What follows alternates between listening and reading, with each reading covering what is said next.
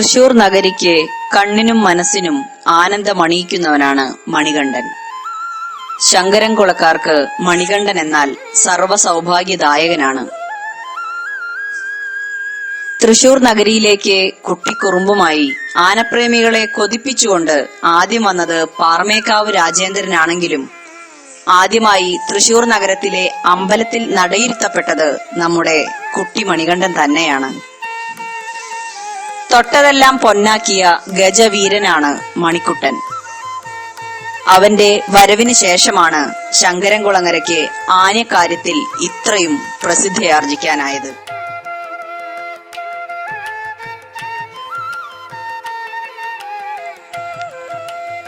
ശങ്കരൻകുളങ്ങര ക്ഷേത്രത്തിന്റെ മുൻ പ്രസിഡന്റായിരുന്ന ശ്രീ പുല്ലോട്ട് ഗംഗാധര മേനോനും ക്ഷേത്ര ഭാരവാഹികളും അതുപോലെ മുൻ മുഖ്യമന്ത്രിയായിരുന്ന ശ്രീ കരുണാകരന്റെയും അഹോരാത്രമുള്ള പരിശ്രമത്തിന്റെ ഫലമായാണ് മണികണ്ഠനെ നമുക്ക് ലഭിച്ചത്.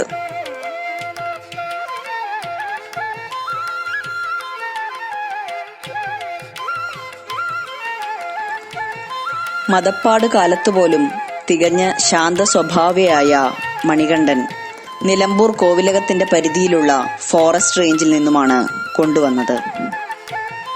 ഇറക്കമാർന്ന തുമ്പിയും ഉയർന്ന മസ്തകവും തലയെടുപ്പും കൊണ്ട് വ്യത്യസ്തനാവുന്നു ഈ മണികണ്ഠൻ.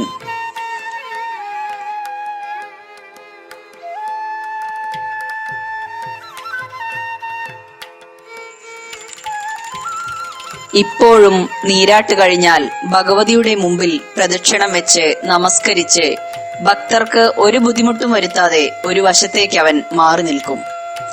മേൽശാന്തിയുടെ കയ്യിൽ നിന്നുള്ള പതിവ് പായസം ലഭിച്ചു കഴിഞ്ഞാലേ മണികണ്ഠൻ വഴിമാറുകയുള്ളൂ.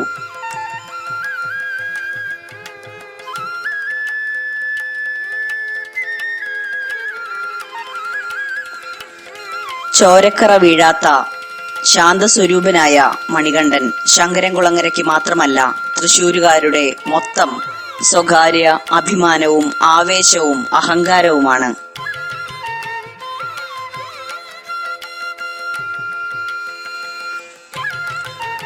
പ്രായം 50-ലേറെയായെങ്കിലും ചെറുപ്പക്കാരനെ പോലെ ചുറുചുറുക്കോടെയല്ലാതെ ഇവനെ ആരും കണ്ടിട്ടില്ല. എഴുന്നള്ളത്ത് തുടങ്ങും മുതൽ തിടമ്പിറക്കും വരെ ആത്മവിശ്വാസം തുളുമ്പുന്ന പ്രൗഢമായ നിൽപ്പാണ് ശങ്കരൻകുളങ്ങര മണികണ്ഠനെ വ്യത്യസ്തനാക്കുന്നത്. ഭാരിച്ച ശരീരമല്ലെങ്കിലും ഒത്ത ശരീര ഗാംഭീര്യമുള്ളവനാണ് മണികണ്ഠൻ.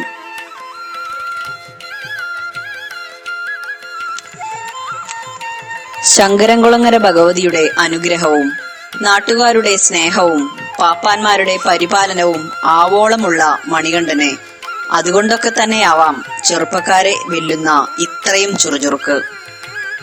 50 വയസ്സിന് മുകളിൽ പ്രായവും എന്നാൽ 8 അടി 9 ഇഞ്ച് ഉയരക്കാരനുമായ മണികണ്ഠനെ കൂട്ടുകാർ പക്ഷേ പലപ്പോഴും കുട്ടികളും ചെറുപ്പക്കാരുമാണ്.